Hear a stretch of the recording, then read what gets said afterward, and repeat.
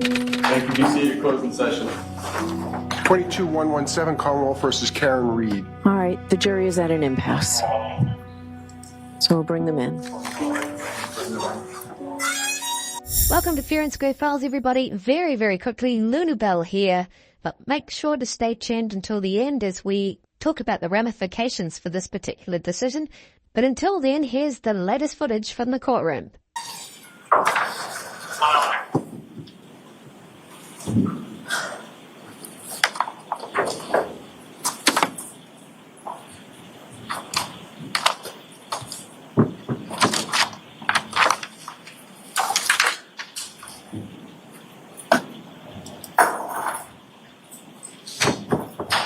Rise for the jury.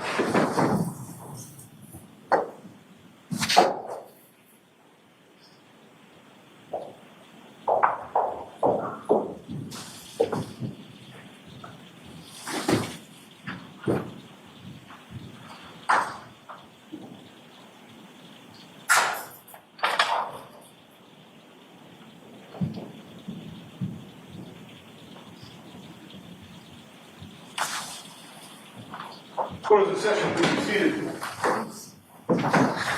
All right, Mr. Foreman, I am in receipt of your note. Judge Cannone, despite our rigorous efforts, we continue to find ourselves at an impasse. Our perspectives on the evidence are starkly divided. Some members of the jury firmly believe that the evidence surpasses the burden of proof, establishing the elements of the charges beyond a reasonable doubt. Conversely, others find the evidence fails to meet this standard and does not sufficiently establish the necessary elements of the charges. The deep division is not due to a lack of effort or diligence, but rather a sincere adherence to our individual principles and moral convictions. To continue to deliberate would be futile and only serve to force us to compromise these deeply held beliefs. I'm not going to do that to you folks. Your service is complete. I'm declaring a mistrial in this case. I'll be in to see you privately in a few minutes. So thank you so much for your service. Okay. All rise for the court, please.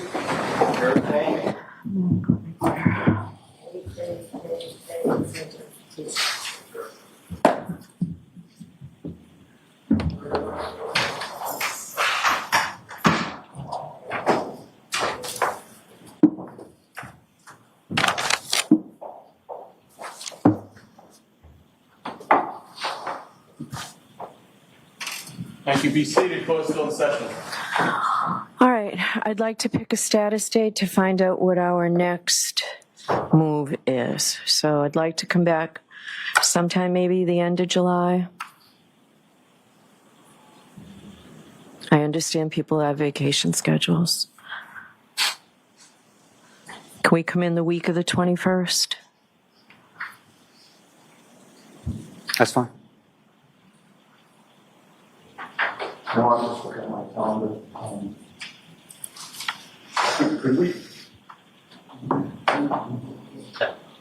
Could we do the 22nd at 2 p.m. Ron?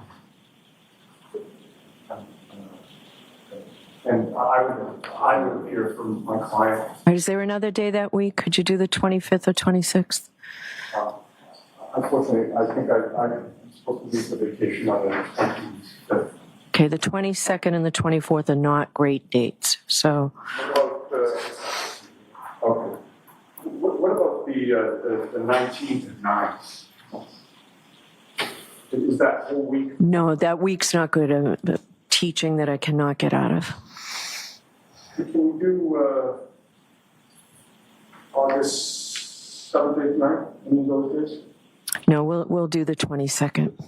We'll go back to the 22nd at 2. I can't let it go that long. Your Honor, so for those, Ms. Little and I are not available on the 22nd. We have a hearing in Los Angeles on the 22nd. Okay. We're proposing to appear remotely anyway. Okay. But for a status conference, I don't want the court to think it's disrespectful to the court, but we will not. Okay. So you and your client will be here in person, Ms. Giannetti? Yes.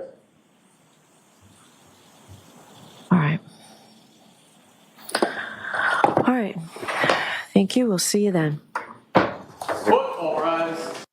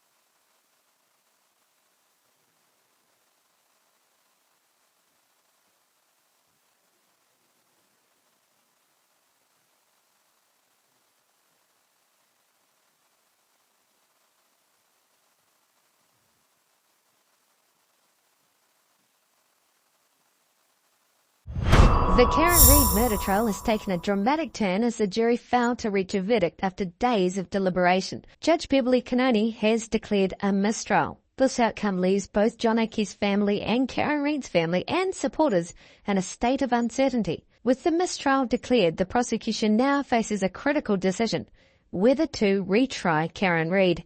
A status date has been set for the end of July, during which the prosecution will decide on their next steps. This decision could include setting a new trial date or potentially exploring an appeal on the sufficiency of the evidence. Some legal experts suggest that the fact that the jury was hung may increase the chances of a successful appeal. If an appeal is pursued, it could take a year or even 2 for a resolution, prolonging the uncertainty for all involved. Other legal analysts have also discussed the strategic decisions made by the defence, emphasising the calculated risks taken in this case.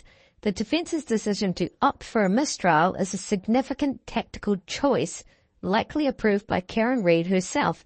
This move indicates a belief that another day in court could yield a more favourable outcome, and you could certainly see the positivity coming from Karen Reid, her lawyers, and of course the family at the end.